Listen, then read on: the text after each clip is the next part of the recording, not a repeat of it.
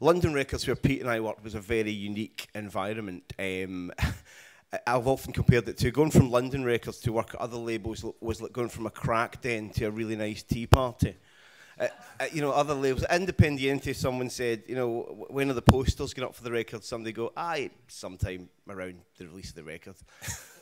If you tried that in London, literally Colin Bell would have bent you over the table and buggered you to death in front of the entire, you know, yeah, if you didn't know every single detail about the record you're putting out, you get executed. So in some ways, it was a very exciting, you know, the first market meeting was in London. I remember somebody being reduced to tears about a menswear video. And I thought, I don't know if I can live through this. But, oh, sorry, I'm too close. But it was a great training ground in a way. You know, I don't think there were many market meetings that didn't end with somebody in tears at London Records. I mean, knowing you, you're a massive fan of music, and I believe you're a fan of record companies. The character Stephen despises everything that originally inspired him. Is that your story?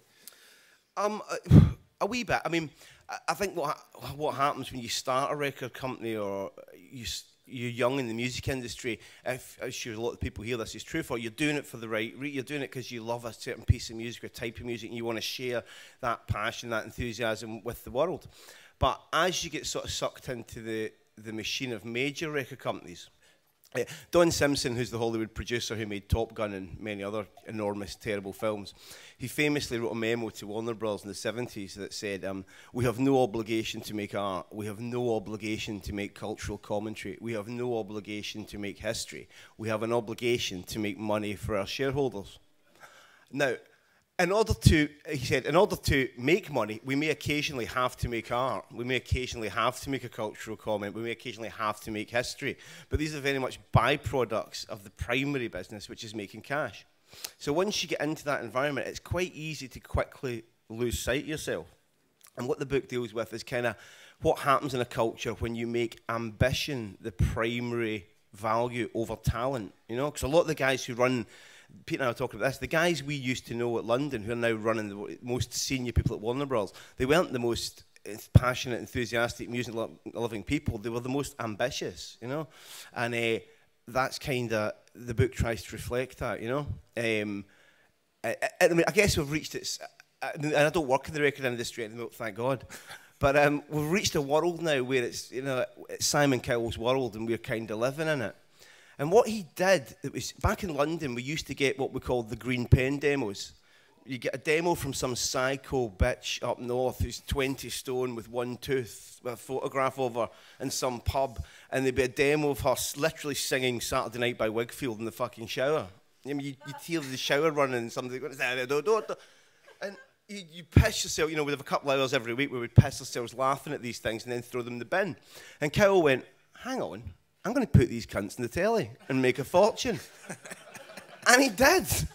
And so we now live, what he's done is very interesting. He's taken the culture back. It's not even pre-punk rock. He's taken Britain back to sort of pre-Beatles time of Larry Parnes and talent shows and end of the Pier Theatre. You know, the guy up there playing the spoons on his penis. And isn't this quite interesting? I'm like, what, you know? And his argument, Cowell's argument would be, I'm giving the people what they want. Well, you know, most people are kind of, let's be frank, morons. And if you give them excrement and tell them this is steak tartare, they'll fucking eat it and go, this is fantastic steak. You're eating shite, you fucking spastic.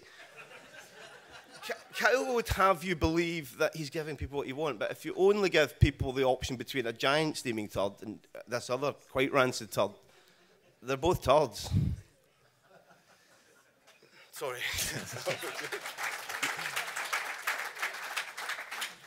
But I suppose if there's any salvation for us, you're basically saying, you know, we need A&R Man, we need to return to the A&R Man. But in your book, really, you're doing to the kind of corporate gods what Ibiza Uncovered did to this island, which is, you know, you magnified the ugly side to such an extent that if you know if you were starting a label, and you might never want to employ an A&R Man again.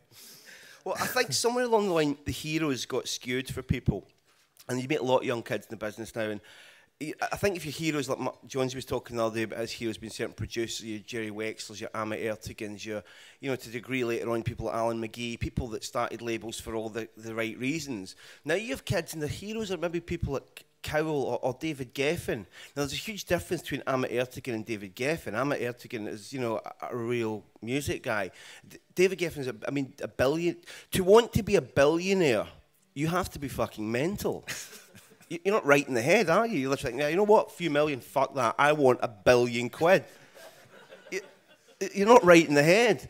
And somewhere along the line, these people became the heroes. And so now we have this sort of culture where ambition chasing money. And I think another thing, James Barton picked up in the whole this discussion of brands and, you know, synergy and cross-global branding and all this. When I hear people talking like that, I literally think, I want to chop your cock off and eat it. I hate hearing that sort of talk because I was in a panel doing a thing in England with a guy from Live Nation recently, and he was talking this whole speech about, you know, branding and cross-global branding and multi-arena. And I'm thinking, you're some poor 18-year-old kid who just want to have a good time. And he's standing there in the Nokia arena looking at the Carlsberg stage with a can of complimentary Red Bull stuck up his fucking arse, just thinking, I want to kill myself. When did it become about all that? I mean, I know the genie's out the bottle, you know. I know that this stuff is a way to make money now and that it's in there, but it ain't rock and roll to me. I mean, you can't imagine it. You know, it's Jimi Hendrix for Polo Mints. It's John Bonham from Led Zeppelin for Mars Bars. It just, you know, it doesn't quite work for me. So just take us back. Tell us how you came to actually write the book, because you were never a writer. Well, you wrote press releases. But. Well, yeah, but yeah, that orbital press release really set me up. Right? Yeah, some might say that this was a kind of, you know, you never made it in the music business, so you're going to kind of bring it down with you. Oh yeah, absolutely. No, I can't. So tell us how you came to write the book, and if you, you know. Well, there was a reason I wasn't very successful. I was a really terrible A&R man. I thought Mogwai were going to be bigger than Pink Floyd. I mean, I was literally fucking insane. I should not have been allowed to spend money in these bands. So I wasn't meant to be doing it really. And when I left the business, I tried to write the novel, but it wouldn't really work at first because the experience was too raw, it was too real and too recent. So I wrote another book. I wrote a novella that was set in Woodstock in 1968 about a drug dealer who was hanging out in the fringes of Bob Dylan's circle. And that did quite well. And then I went back to Kill Your Friend's story. And what made it work was, if you read the book, the character says some really shocking, terrible things at points. It was once I made the decision to give the character the freedom to be as extreme and brutal and vulgar and utterly unreasonable and cynical, and not to censor that in any way, then the book just kind of poured out. Fact or fiction? Well, a lot of people say, a lot of younger people, a lot of people don't read now, so they don't understand what a novel is. So you'll meet people who literally think you are Stephen Stelfox, that I'm some murdering rapist maniac. You know, they'll be standing there shaking your hand going, they don't know that you create a character and you give them a life and you give them their own view and that it's something that exists apart from you. You know, and one of the recurring jokes in the book is that Stelfox thinks Radiohead's OK Computer is an unlistenable pile of shite that nobody's going to buy, and that Be Here Now, the worst Oasis album ever made, is a masterpiece. And I did an interview in Germany, and this girl sat down. I could just see she was angry immediately, and she had a Radiohead T-shirt. And you see my T-shirt? I like Radiohead. And I was like, yeah, so do I. And she was wanting this fight because she thought you know, you don't write a novel like this to support the characters' views. You're holding them up and saying this is atrocious, you know. And to get the impression that I hate music or that I hate the music industry, I mean. Surely none of us here get into it thinking, we all get into here thinking, I'm into music. If you got into this thinking, I'm really into industry, then fuck off. You know, surely the music part of it was more important. So the book kind of was an attempt to address. Johnny Rotten said a great thing about God Save the Queen by the Sex Pistols. He said, you don't write a song like that because you hate the English people and you want to insult them. You write it because you love them and you're sick of seeing them lied to and mistreated. And with the book, it was very much, yeah, of course I love music, but sometimes the process, the machine is just so offensive to my sensibilities. It was a way to sort of try and disembowel that, if you will. I mean, set a kind of fictional character, but in a very, very real world, and there's massive challenges there because real people feature in it, real situations. How? I mean, you know, I'm in it. There's You should have seen the chapters about you. I edited out, Pete. I didn't reread that bit. Pete's dwarf enters with the cocaine. Yeah. The legal problems. I didn't read that. The legal problems you're about to have with the book. Yeah. Well, how do you deal with them? How are you going to deal with them?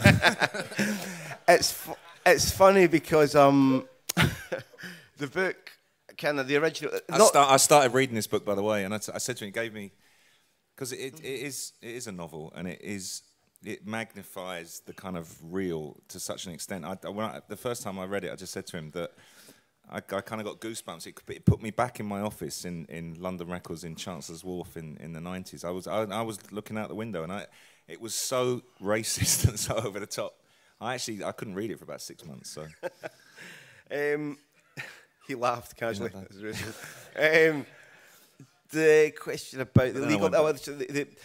The thing about when I wrote the book, because the reason a lot of these sort of music industry, when we were shopping the deal round for the book, we get told a lot of places music industry novels don't work. Nobody, you know, and a lot of them are rubbish. There's been a few, and the reason they're mostly rubbish is as soon as you sort of make up bands and singers, to people who've worked in the business, it's never that real. It's never very convincing. It's always about rock follies.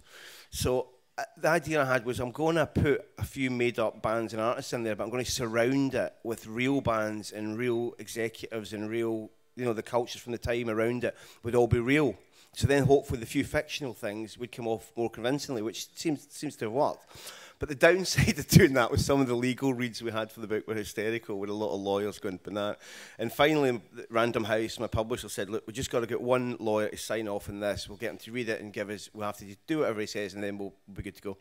So he came back, and you know what lawyers are like. He's a sort of very Mayfair-type London lawyer in the book publishing line. He said, there's a reference to the Gallagher brothers from Oasis being a pair of Mancunian fucking car thieves. And he went, to my knowledge, Oasis have never been arrested or prosecuted for auto theft, so we please don't have it. Okay, so we'll change that. And then there was a casual reference to All Saints being a bunch of whores. To my knowledge, All Saints have never been arrested or prosecuted for prostitution. Please amend this. Okay. And then there's a reference to Meg Matthews being Noel Gallagher's wife at the time, being a record industry prostitute.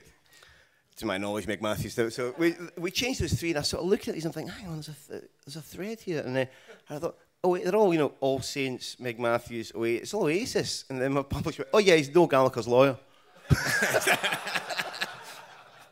So I had to say, well, hang on, what's the validity of this reading? There's Jerry Halliwell in the book described as, you know, swimming through a river of HIV-positive semen.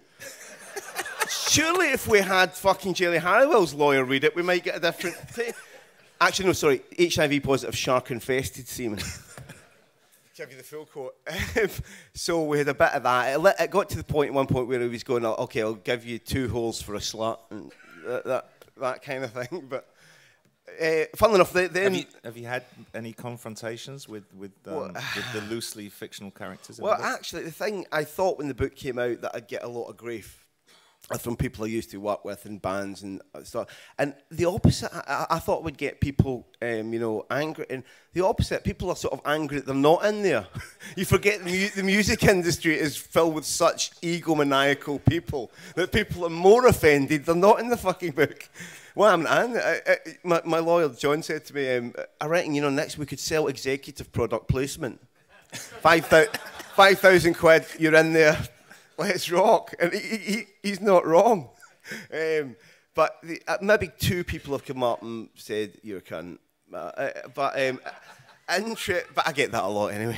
We had a, I mean, I'll ask you this because I want you to hear it, but we had a London Records reunion, which was quite strange. It was like, because I started there in 1983, and I don't know if you've been to one of those kind of Facebook reunions or Friends Reunited, but you just put back like everybody's been pumped up a little bit. You put back in a room with people that you haven't seen for some of them for 20 years, and a couple of them I'm in touch with, but most of them I don't see. And so tell us about that night, because that was the night John was put back in a room with basically many of the people in the book. In the book. Well, everybody, as I say, everybody was really pleased about it.